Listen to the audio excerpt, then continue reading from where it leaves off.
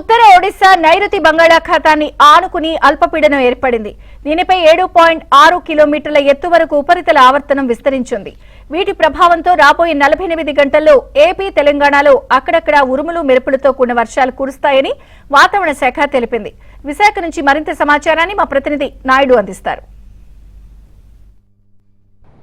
ఉత్తర ఒరిస్సా నైరుతి బంగాళాఖాతంను ఆనుకొని కొనసాగుతున్నటువంటి ఉపరితల ఆవర్తనం క్రమంగా బలపడి ఈరోజు ఆ ప్రాంతంలో ఏదైతే ఉందో అల్పపీడనం ఏర్పడింది.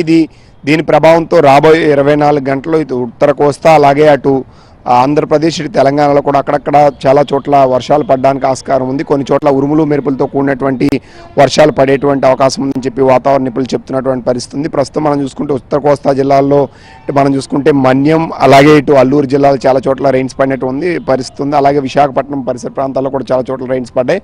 అటు మనం చూసుకుంటే అనంతపురం జిల్లాలోనూ అలాగే పుట్టపర్తిలో కూడా చాలా చోట్ల వర్షాలు పడినటువంటి పరిస్థితి ఉంది. అటు చిత్తూరులో కూడా కొన్ని చోట్ల ఉరుములు, మెరుపులతో కూడినటువంటి వర్షాలు పడడానికి ఆస్కారం ఉందని చెప్పి వాతావరణ నిపుణులు అయితే చెప్తున్నటువంటి పరిస్థితి ఉంది. ఇప్పుడు ఏర్పడినటువంటి అల్పపీడనం క్రమంగా బలపడడం వల్ల ఖచ్చితంగా ఉత్తర కోస్తా జిల్లాల్లో ప్రధానంగా ఉత్తర ఒరిస్సా, ఉత్తర కోస్తా జిల్లాల్లో ప్రధానంగా ఇటు ఒరిస్సా ఇలాగే ఆంధ్రప్రదేశ్లో ఇటు తెలంగాణలో కూడా అక్కడక్కడ ఉరుములు, మెరుపులతో కూడినటువంటి వర్షాలు ఈరోజు రేపు పడడానికి ఆస్కారం ఉంది.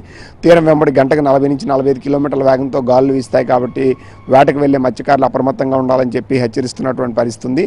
మొన్నటి వరకు ఎలీనా ఎఫెక్ట్ వల్ల చాలా చోట్ల రెయిన్స్ అనేవి పడలేనటువంటి పరిస్థితి ఉంది. ఇప్పుడు ఏర్పడినటువంటి అల్పపీడనం కారణంగా మళ్ళీ రెయిన్స్ క్రమంగా ఇటు తెలంగాణలోను, ఇటు ఆంధ్రప్రదేశ్లో కూడా ప్రధానంగా ఇటు ఉత్తర కోస్తా, అటు ఉత్తర తెలంగాణ జిల్లాలో పడతాయి. అటు ఒరిస్సా, ఛత్తీస్గఢ్ ఈ ప్రాంతాల్లో కూడా వర్షాలు పడతాయి. కాబట్టి ఈ గోదావరికి అనేది క్రమంగా ఇన్ఫ్లో కూడా పెరిగేటువంటి అవకాశం ఉందని చెప్పి వాతావరణ నిపుణులు అయితే అంచనా వేస్తున్నటువంటి పరిస్థితి అయితే కనిపిస్తుంది. మరొక 2-3 రోజుల పాటు మాత్రం వర్షాలు ఇటు ఆంధ్రప్రదేశ్, అటు తెలంగాణ, ఇటు ఒరిస్సాలో కూడా కొనసాగేటువంటి అవకాశం ఉంది.